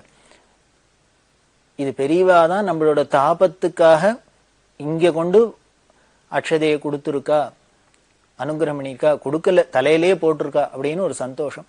அதை அப்படியே எடுத்து பத்திரமா வச்சுண்டா. சந்தோஷமா இத்தனை நேரம் இருந்த அந்த குறை நம்மளை கூப்பிட்டு கொடுக்கலையே அப்படிங்கிற அந்த தாபம் ஒரு நிமிஷத்துல போயிடுத்து. நம்ம தெரியவா நம்ம இருக்கிற இடத்த தேடி கொண்டு தலையில போட்டுட்டாளே அப்படிங்கிற ஒரு சந்தோஷம் வந்தது. பக்கத்துல இந்த அம்மா திட்டையும் சொல்லிட்டே வந்தா, பரம சந்தோஷமா சொல்லிட்டு வந்தா. வந்தோடனே ராத்திரி பூஜை எல்லாம் ஆச்சு. பூஜை தரிசனம் முடிஞ்சோடனே பெரியவா உட்கார்ந்து நிற்கிறது. இந்த அம்மாவுக்கு ஒரு சந்தேகம் வந்தது. இது நிஜமாவே பெரியவா அனுகிரகத்துலதான் நமக்கு நடு நதியில வந்து தலையில சந்தனத்தோட அக்ஷதை விழுந்துதா, இது பெரியவாள்கிட்ட சொல்லி சந்தோஷப்பட்டுக்கணும் அப்படின்னு ஒரு ஆசை. அதனால முள்ள போய் இந்த விஷயத்த பெரியவாள்கிட்ட சொன்னா. பெரியவா சிரிச்சுன்னு, ஆமா நீ தான் இப்படி மூஞ்சியை தூக்கி நின்று நானாவே கூப்பிட்டு கொடுக்கணும்னு, அதனாலதான் நான் கூப்பிட்டு கொடுக்கணும்னு ஆசைப்பட்டு இல்லையோ, அதுக்காக தான் உனக்கு அம்பாள் அனுகிரகம் பண்ணிட்டா போல இருக்கு அப்படின்னா என்ன அர்த்தம்? ஆஹா, நீ உன்னோட ஆசைப்படியும் கிடைச்சு. அப்ப நீ முதல்ல இங்க தான் தானே போய் வாங்கிக்கிறாப்புல இருந்ததுன்னு, அதுதான் குருட்ட என்னன்னு. சிஷ்யாள் எப்பொழுதுமே நாம பவ்யமா வினயத்தோட அவள்கிட்ட சரணாகதி பண்ணினோம்னா நம்ம ஆசைப்பட்டது நினைச்சது எல்லாத்தையும் நிறைவேற்றி வைப்பா. அங்க மட்டும் நாம அவளோட வேம்பு பண்ணிட்டு கட்சி கட்டிட்டு பிடிவாதம் பிடிச்சிட்டு அப்படி பண்ணினாதான் நான் வருவேன், இப்படி பண்ணாதான் வருவேன்னா நாம அதுக்கு அவ ஆளாக மாட்டா. நம்ம பாக்குறோமே சாதாரணமாவே குழந்தைகள் நம்மள்ட்ட வீட்டுல அதுகள் நம்மள்ட்ட தாஜா பண்ணி நம்மள்ட்ட பிரியமா இருந்து எதை கேட்டாலும் நம்மளாவே பண்ணிடுறோம். அதே போட்டி கிட்டி அப்படின்னு வந்து கொடுத்தோம்னாக்க தகராறுன்னு வந்ததுன்னா உடனே நமக்கு ஒரு வீம்பு வந்துடுது. அப்போ பெரியவா என்ன பண்ணார், உனக்கு வேணும்னா நான் கூப்பிட்டு கொடுக்குறேன், உனக்கு கூப்பிட்டு கொடுக்கறது என்ன, எங்க வேணாலும் நான் வந்து கொடுக்குறேன். ஆனால் இங்க எல்லாருக்கும் வந்து அவ வாங்கிக்கிறாங்கிறதே அதுபடிதான் அந்த கியூல நின்று எல்லாரோடையும் பிரசாதம் வாங்கிக்கணுங்கிறது நீ எப்பொழுதும் பண்றாப்புல பண்ணிக்கணும். நீ இதையும் பண்ணிட்டு பிரார்த்தனை பண்ணிக்கலாம். எனக்கு கூட ஆசையா இருக்கு பெரியவாளை எனக்கு கூப்பிட்டு கொடுக்கணும் அப்படின்னா அது வேற விஷயம். கொடுத்தா அப்படி கொடுத்தாதான் வாங்கிக்கிறது அப்படின்னா நம்ம போட்டி போடக்கூடாது அப்படிங்கிறது பாடம் சொல்றாப்புல இருந்தது. அந்த அம்மா தான் சொல்லுவா, பெரியவா என்னைக்குமே அவ எதுலயும் அவ சர்வேஸ்வரன் அப்படிங்கிறத காமிப்பா. எல்லாரும் அவள்கிட்ட சரணாகதி பண்றாப்புல தான் இருக்கும். இருந்தா கூட சர்வ சுலபனா நாம என்னென்னலாம் ஆசைப்படுறோமோ என்னென்னலாம் நினைக்கிறோமோ அதுக்கும் ஈடு கொடுத்துன்னு அனுகிரகம் பண்றது அப்படிங்கிறது ரெண்டும் பெரியவாள்கிட்ட ஒரு ஸ்பெஷாலிட்டி அப்படின்னு சொல்லி அந்த அம்மா ஆச்சரியப்படுவோம். அப்படி இந்த காளஹஸ்தியில இருக்கிறதே அதிசயமா ரெண்டு விஷயங்கள் பெரியவா உலகத்துக்கு ஒரு பெரிய பொக்கிஷம் மாதிரி கண்டுபிடிச்சு கொடுத்தா. அதுல ஒண்ணு என்ன, பக்கத்துல பஞ்சமுகலிங்கம் அப்படின்னு இப்ப பஞ்சமுகேஸ்வரர் அப்படின்னு ஒரு பிரபலமா இருக்கு. அப்போ அந்த 66 வருஷம் பெரியவா அங்க இருக்கிறதே என்ன பண்ணா, அங்க இருக்கிற ஜனங்கள்ட்ட எல்லாம் கேட்டா, இங்க ஒரு பக்கத்துல ஒரு மலை இருக்கு, இந்த மலை மேல ஒரு பஞ்சமுகேஸ்வரர் இருக்குமே, அது எங்க இருக்கு அப்படின்னு தேடினா.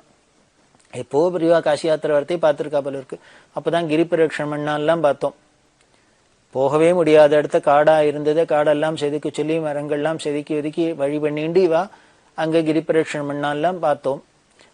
இதெல்லாம் ஞாபகம்னு கேட்டா ஒருத்தருக்கும் தெரியல. அதுல சில வயசான வாழ்கிட்ட கேளு அப்படின்னா அவ சொன்னா தெரியல, ஏதோ மலை மேல ஏதோ பிரம்மகுடின்னு பேர் சொல்வா, அதுதான் கேள்விப்பட்டிருக்கோம், அது என்ன ஏதுன்னு கூட நாங்கெல்லாம் பார்த்ததில்ல, தெரியாது அப்படின்னா. உடனே இந்த பிரம்மகுடி அப்படிங்கிறத வச்சுன்னு என்ன பண்ணா அந்த மலைய வழியை சுத்தம் பண்ண சொன்னா. அங்க இருந்த அதிகாரிகள் எல்லாரும் விட்டு கிட்டத்தட்ட 10 நாள் போல இந்த பக்கத்துல வளர்ந்துருக்கிற மரம் செடி கொடி எல்லாத்தையும் வெட்டி சுத்தம் பண்ண இந்த 10 நாள் தினம் வந்து பெரியவாளை விசிட் பண்ணி ஒரு வழியா வழி ஓரளவுக்கு பண்ணப்பட்டோன்னு அந்த மலை மேலே ஏற ஆரம்பிச்சுட்டா. மலை மேலே ஏறது ரொம்ப கடினமா தான் இருந்தது. பெரியவா ஏறினா ஒரு கூட்டமே வர ஆரம்பிச்சுட்டு இப்படி போய் கொஞ்சம் கொஞ்சமா மேலே போனா அங்க நடுப்புற ஒரு பெரிய முத்தம் மாதிரி வந்தது. அந்த முத்தத்துல தாண்டி போனா ஒரு பெரிய கல்மண்டபம். அந்த கல்மண்டபத்துல அகலம் இல்லை. அது அப்படி பிரதட்சணமா இல்லைன்னா இந்த பக்கம் துளியூண்டு இடம் இருக்கு, ஒட்டு இடமா இருக்கு, அதுல கீழே விழுந்துறப்பல இருக்கு. அப்படி ஒரு அகலம் இல்லாத, சுத்தி வரத்துக்கு ஒரு அகலம் இல்லாத ஒரு பெரிய கல்மண்டபம். அந்த கல்மண்டபத்துக்கு மேல் பக்கம் பார்த்தா ஒரு இன்னொரு பாழடைஞ்ச மண்டபம். அந்த பாழடைஞ்ச மண்டபத்தையும் ஏறி இறங்கி உள்ளுக்குள்ள போய் பார்த்தா அதுதான் இந்த பிரம்மகுடியோட கர்ப்ப கிரகம் அப்படின்னு தெரிஞ்சுது. அது ஒரே மண்டி கிடக்கு. அதுக்குள்ள போய் பார்த்தா சுத்தம்னா அங்க ஒரு லிங்கம், பஞ்சமுகேஸ்வர லிங்கம். பஞ்சமுகேஸ்வரர் அப்படின்னா 5 முகம் பரமேஸ்வரனுக்கு. சத்யோஜாதம், வாமதேவம், அகோரம், தத்புருஷம், ஈசானம் அப்படிங்கிற அந்த 5 முகத்துல உள்ள பரமேஸ்வரன். இந்த பஞ்சமுகலிங்கம் அப்படிங்கிறது இந்த காளஹஸ்தியில இருக்கு. அதே மாதிரி திருவானைக்காவல்ல வடக்கு வீதியில நம்ம சங்கர மடம் இருக்கு. காஞ்சி சங்கர மடத்துல பின்பக்கம் ராஜராஜேஸ்வரர் அப்படின்னு கோவில், அதுக்கு உள்ளேயும் பின்னால மண்டி கிடந்தது. ஒருத்தருக்குமே கவனிப்பு இல்லாத கிடந்தது. பெரியவா பேருக்கிறதே தான் அங்க இருந்து அந்த பஞ்சமுகேஸ்வரையும் கண்டுபிடிச்சு இன்னைக்கு பிரேஷ்ட பண்ணி பூஜை நடந்தது. அதே மாதிரிதான் இங்க காளஹஸ்தியிலையும். அதே மாதிரி நேபாளத்துல பசுபதிநாதர் கோவில்ல பஞ்சமுகேஸ்வரர் இருக்கு. அதே மாதிரி வாதாபியில ஐஹோளேங்கிற இடத்துல ஒரு பஞ்சலிங்கம் இருக்கு. இது மாதிரி இந்த பஞ்சமுகத்தோட லிங்கங்கள் இந்த மாதிரி 4 இடத்துலதான் இருக்கு. அதுக்கு தத்புருஷம்ங்கிறது கிழக்கு முகமா இருக்கும், அகோரம்ங்கிறது தெற்கு முகமா இருக்கும், சத்யோஜாதம்ங்கிறது மேற்கு முகமா இருக்கும், ஈசானம்ங்கிறது மேல் நோக்கி இருக்கும், வாமதேவம்ங்கிறது வடக்கு நோக்கி இருக்கும். அப்படி 4 திக்குக்கு 4 முகம். ஊர்துவமா மேல் நோக்கி ஒரு முகம் ஈசானம்ங்கிறது. இப்படி பரமேஸ்வரனுக்கு இருக்காம். அதுல கிழக்க பார்த்திருக்கிற முகம் ரிக்வேதம், தெற்க பார்த்திருக்கிறதுக்கு யஜுர்வேதம், மேற்க பார்த்திருக்கிறதுக்கு சாமவேதம், வடக்க பார்த்திருக்கிறது அதர்வவேதம் அப்படின்னு 4 முகமே 4 திக்குக்கு 4 முகமா இருக்கு அப்படி எல்லாம் சொல்லப்படுறது. அப்படி இருக்கிற ஒரு அபூர்வமான அந்த பஞ்சமுகேஸ்வரை கண்டுபிடிச்சு அதுக்கு ஒரு வழிபாடெல்லாம் ஏற்படாப்புல பண்ணினா. அதே மாதிரி இந்த குன்றுக்கு சரிவுல வர வழியில பார்த்தீங்கன்னா ஒரு பாழடைஞ்ச மண்டபம், அதுவும் ஒரே புல்லு போண்டு எல்லாம் போண்டு, அதையும் கிளியர் பண்ண சொன்னா. அதெல்லாம் செதுக்கி பார்த்தா அதுக்கு மலைக்கு பக்கத்துல தடுப்பு ஷவர் மாதிரி இருக்கு அந்த மண்டபத்துல. அந்த மண்டபத்துல பார்த்தா அபூர்வமான சிற்பங்கள், நர்த்தன விநாயகர், நடராஜர், பார்வதி பரமேஸ்வரர், பிக்ஷாடனர் முதலான விக்கிரகங்கள்லாம் சிலையெல்லாம் செவுத்துல அப்படியே மலையில செதுக்கி வச்சாப்புல இருக்கு. அதை கண்டுபிடிச்சா அதுக்கு பெரியவா நடராஜ ரங்கஸ்தலம் அப்படின்னு பேர் வச்சு அந்த வருஷத்துல வேதாகம சில்ப சதஸ அந்த நடராஜ ரங்கஸ்தலத்துல தான் பண்ணினா. இன்னைக்கு பார்த்தேன்னா அந்த நடராஜ ரங்கஸ்தலம் பெயிண்ட் எல்லாம் பண்ண சொல்லி பெரியவா ரொம்ப அபூர்வமா பண்ணி வச்சிருக்கா. அந்த 66ஆம் வருஷத்துலேருந்து அப்படி ஒரு இடிபாடுகளுக்குள்ள கண்ணுக்கு தெரியாத இருந்தது. ஒரு இதெல்லாம் ஆர்கியலாஜிக்கல் அபூர்வம் அப்படின்னு சொல்லலாம். அதை கொண்டு வந்தா இப்படி பல காரியங்கள் ஒவ்வொரு இடத்துலயும் பெரியவா போய் இருந்தா இது மாதிரி பல அதிசயங்கள் பல அனுகிரகங்கள்லாம் நடக்கிறது அப்படின்னு தெரியுது. இந்த அதிசய அனுகிரகங்களை நாம தொடர்ந்து இன்னும் பார்க்க. பெரியவா சரணம். இந்த நிகழ்ச்சியின் அடுத்த பகுதி எதிர்வரும் திங்கட்கிழமை அன்று இதே நேரத்தில் ஒளிபரப்பாகும். பெரியவா சரணம். பெரியவா சரணம். அடுத்த நிகழ்ச்சி திருவாசக இன்னிசை. வழங்குபவர் ஸ்ரீ சத்குருநாத தேசிகர் அவர்கள். பெரியவா சரணம். திருச்சிற்றம்பலம். திருப்பள்ளி எழுச்சி போற்றி. என் வாழ்முதலாகிய பொருளே புலர்ந்தது பூங்கழற்கு இணை துணை மலர் கொண்டு ஏற்றி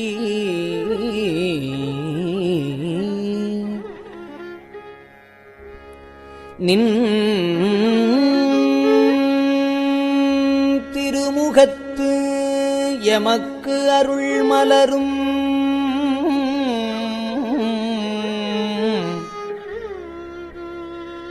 எழில் நகை கொண்டு நின் திருவடி தொழுகோ.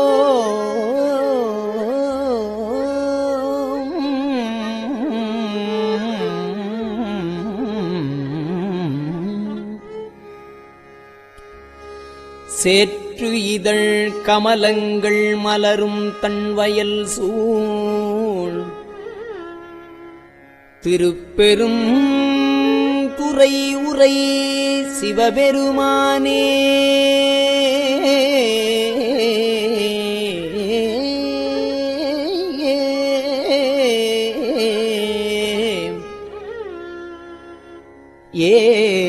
ஏற்றுயரு கொடியுடையாய் எனையுடையாய்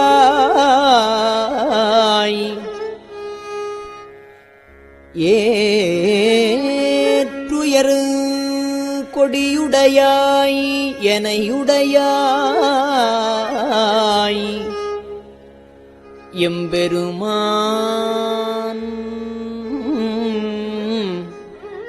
பள்ளி எழுந்தருளாயே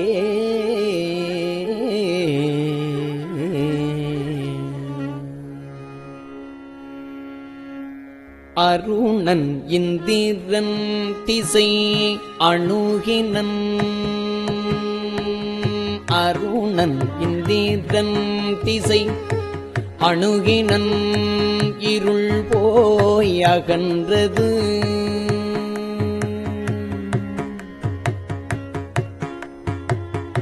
அருணன் இந்திரன் திசை அணுகினன் இருள் போய் அகன்றது உதயம் நின் மலர் திருமுகத்தின் கருணையின் சூரியன் எழ எழ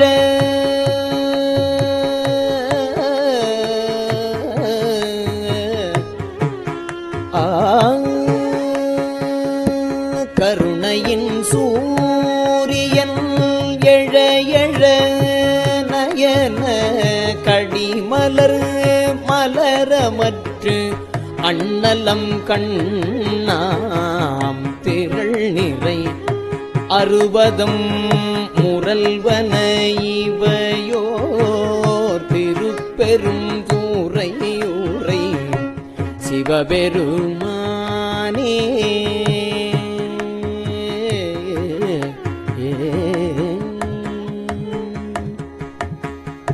அருள் நிதி தரவரும்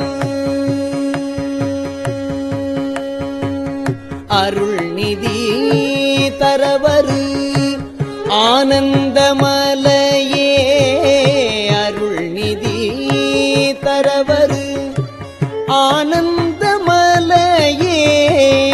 அலைகடலே பள்ளி எழுந்தருளாயே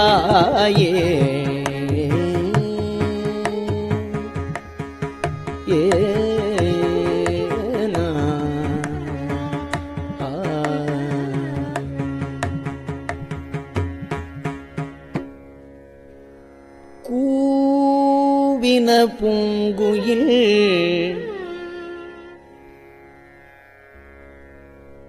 கூவின பூங்குயில்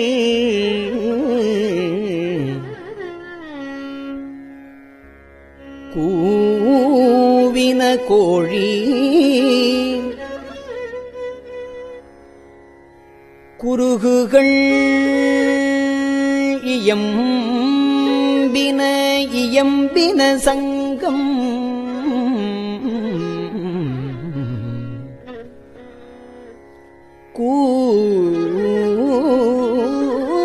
கூவின பூங்குயில் கூவின கோழி குருகுகள் இயம்பின இயம்பின சங்கம்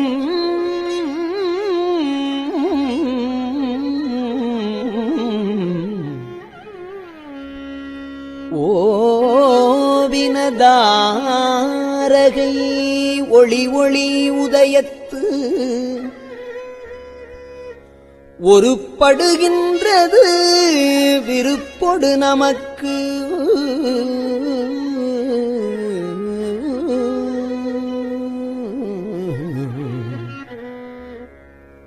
தேவ நற்செறிகழல் தாளினை காட்டாய் திருப்பெருந்துறை உரை சிவபெருமானே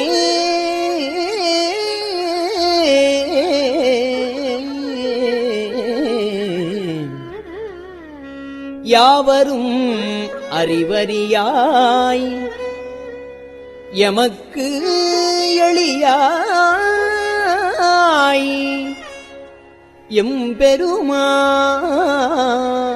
எம்பெருமான் பள்ளி எழுந்தருளாயே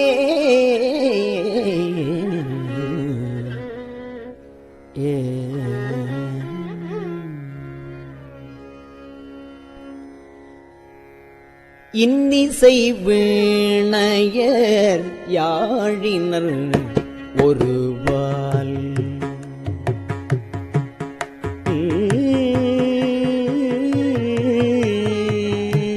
இன்னிசை வீணையர் யாழினர் ஒருவால் இருக்கொடு தோத்திரம் இயம்பினர் ஒருவால் இன்னிசை வீணையர் யாழினர் ஒருவால் இருக்கொடு தோத்திரம் இயம்பினர் ஒருவால் துண்ணிய பிணை மலர் கையினர் ஒருவால் தொழுகையர் அழுகையர் துவள்கையர் ஒருவால் புண்ணிய பிணை மலர் கையினர் ஒருவால் தொழுகையர் அழுகையர் துவள்கையர் ஒருவால் சென்னியில் அஞ்சலி கூப்பினர் ஒருவால் திருப்பெருந்துறை உரை சிவபெருமானே என்னையும் ஆண்டு கொண்டு இன்னருள் புரியும் எம்பெருமான் பள்ளி எழுந்தருளாயே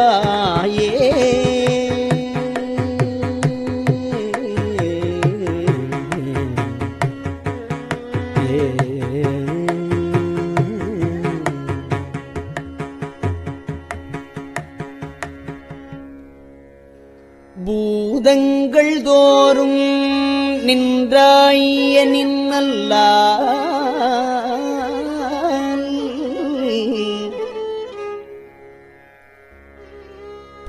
போக்கிலன் வரவிலன் என நினைப்புலவோ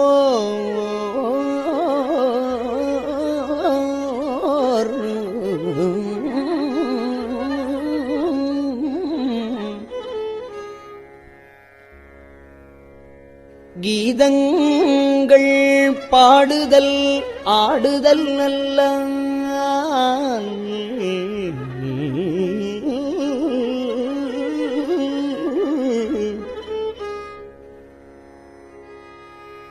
கேட்டறியோம் உனை கண்டு அறிவாரை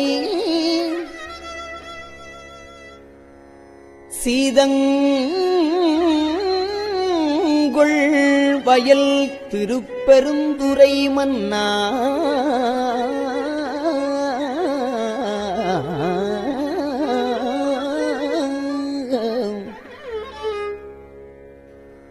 சிந்தனைக்கும் அறியாய் எங்கள் முன்வந்து ஏதங்கள் அறுத்து எம்மை ஆண்டு அருள் புரியும் எம்பெருமான்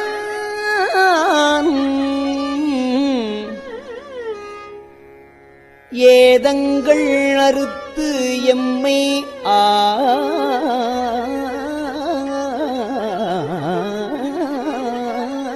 ஆண்டு அருள் புரியும் எம்பெருமான் பள்ளி எழுந்தருளாயே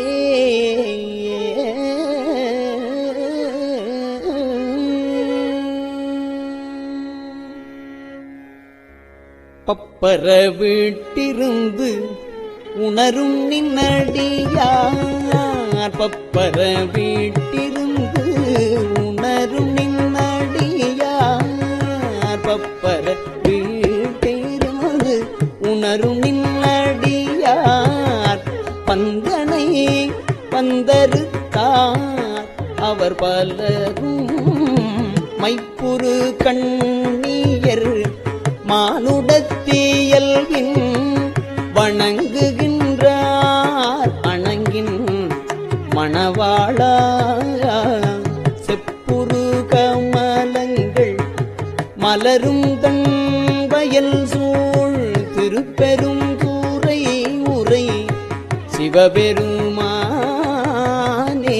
செப்புரு கமலங்கள் மலரும் கண் வயல் சூழ் திருப்பெரும் துறை உரை சிவபெருமானே இப்பிறப்பு அறுத்து எமை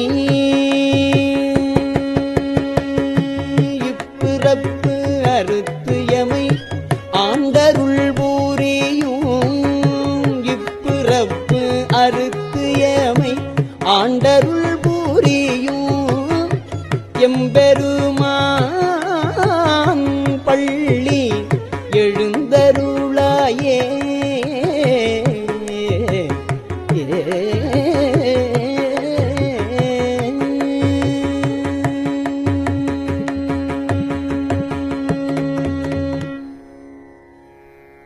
அது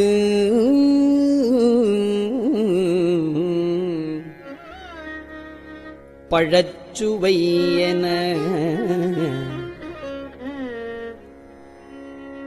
அமுதன அரிதற்கு அரிதன எளிது என அமரரும் அறியாரும்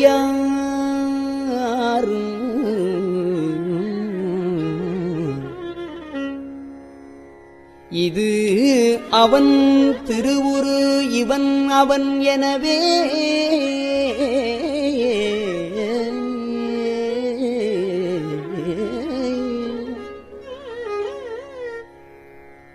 எங்களை ஆண்டு கொண்டு இங்கு எழுந்து அருளும்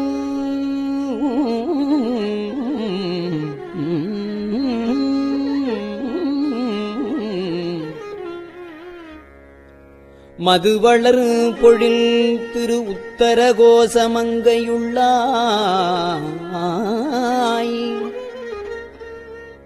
திருப்பெரும் துறை மன்னா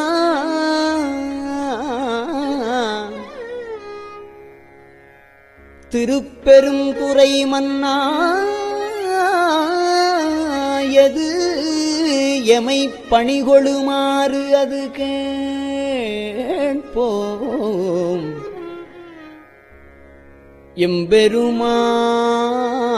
எம்பெருமான் பள்ளி எழுந்தருளாயே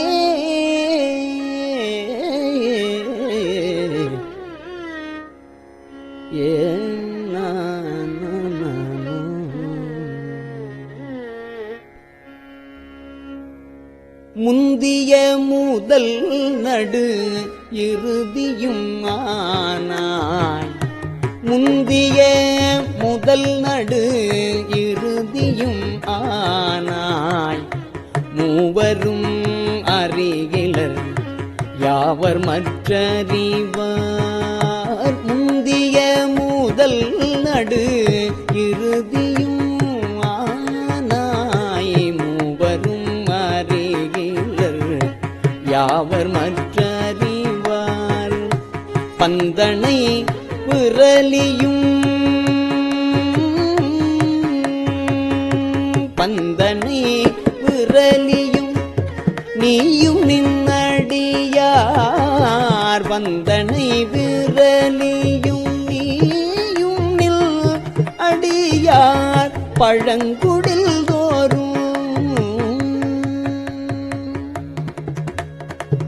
பழங்குடில் தோறும் எழுந்து அருளிய பரனே செந்தழல் புரை தீரு மேனியும் காட்டி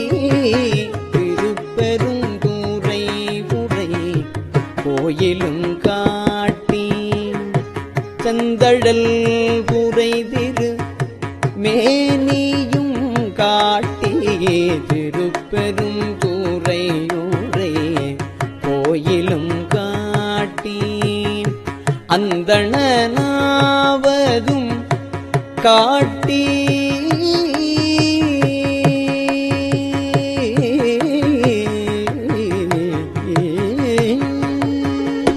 அந்தணன் ஆவதும் காட்டி வந்து ஆண்டாய் ஆரமுதே பள்ளி எழுந்தருளாயே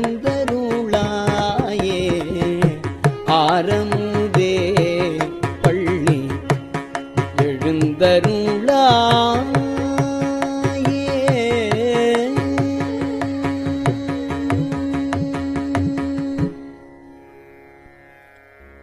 விண்ணகத்தே வரும் நன்னவும் மாட்டா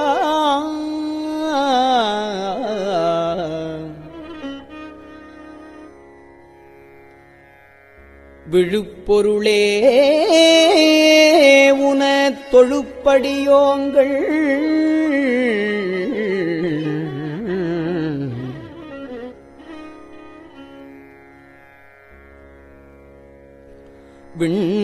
விண்ணகத்தே வரும் நன்னவும் மாட்டா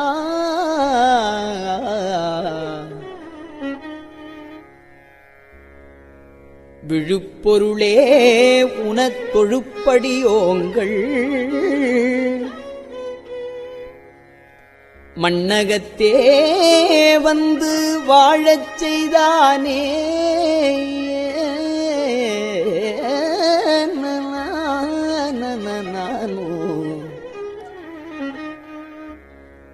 வன்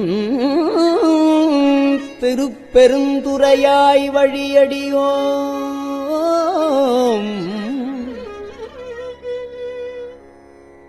கண்ணகத்தே நின்று களிதருதேனே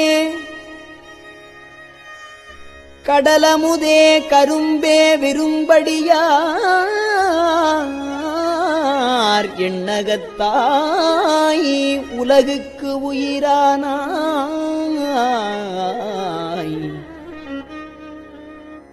எம் பெருமான் பள்ளி எழுந்தருளாயே புவனியிற்போய் பிறவாமையில் நாள் நாம் புவனியில் போய் பிறவாமையில் நாள் நாம் போக்குகின்றோம் அவனே இந்த பூமி புவனியில் போய் பிறவாமையில் நாள் நாம் போக்குகின்றோம் அவனே இந்த பூமி சிவன் உய்ய கொள்கின்றவாறு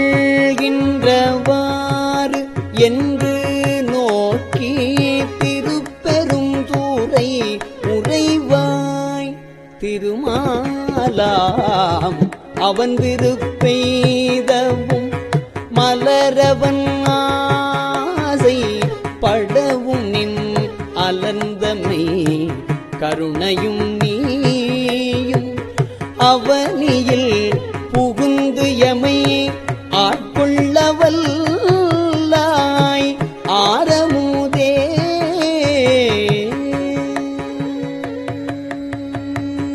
அவனியில் புகுந்தமை ஆட்கொள்ளவல்லாய் ஆரமுதே பள்ளி எழுந்தருளாயே ஆரமுதே பள்ளி எழுந்தருளாயே எழுந்தருளாயே எழுந்தருளாயே.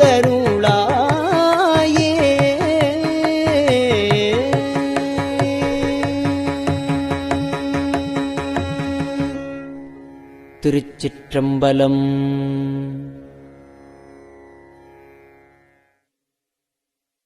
பெரியவா சரணம். இந்நிகழ்ச்சியின் அடுத்த பகுதி நாளை மாலை இதே நேரத்தில் ஒளிபரப்பாகும். பெரியவா சரணம். பெரியவா சரணம். பெரியவா வானொலியின் இன்றைய நிகழ்ச்சிகளின் நிறைவாக திருப்பொன்னூசல் வழங்குபவர் சத்குருநாத தேசிகர் அவர்கள். பெரியவா சரணம். திருச்சிற்றம்பலம். திரு பொன்னூசல். ஆணோ அலியோ அறிவையோ என்று இருவர் காணா கடவுள் கருணையினால் தேவர்குழாம் நாணாமே உய்ய ஆட்கொண்டு அருளி நஞ்சுதனை ஊனாக உண்டருளும் உத்தரகோசமங்கை கோணாறு பிறைச்சன்னி கூத்தன் குணம் பரவி பூணாறு வனமுலையீர் பொன்னூசலாடாமோ.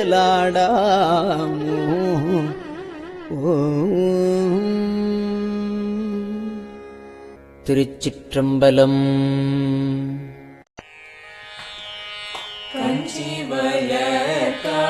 காமாட்சி தன் குழந்தாய் சங்கரரே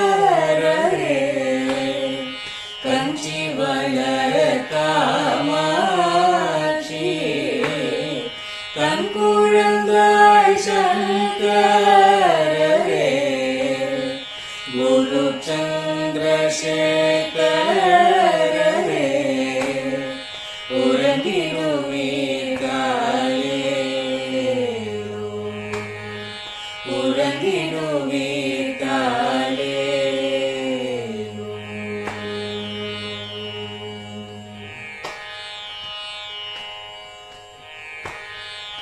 ஆதிகுரு சங்கரராய் அன்றொரு நாள் வந்தவரே அறுபத்து எட்டாகும் பீட்டபதி காலே ஏழுலகும் பூப்பவரே காப்பவரே கரப்பவரே எல்லோர்க்கும் அருள்பவரே உறங்கிடுவீர்காலே அயனுடனே மாலவனோ தேடிய பொற்பதத்தவரே அருமறைகள் சாற்றும் முயல் மலர்பதமே காலே முக்தி நிலை எய்திடவே சக்தி தரும் சத்குருவே முக்தி நிலை எய்திடவே சக்தி தரும் சத்குருவே நித்தமெங்கள் நாவீசையில் நித்திரை கொள்தாயே நித்தமெங்கள் நாவீசையில் நித்திரை கொள்தாயே நித்தமெங்கள் நாவீசையில் நித்திரை கொள்தாயே.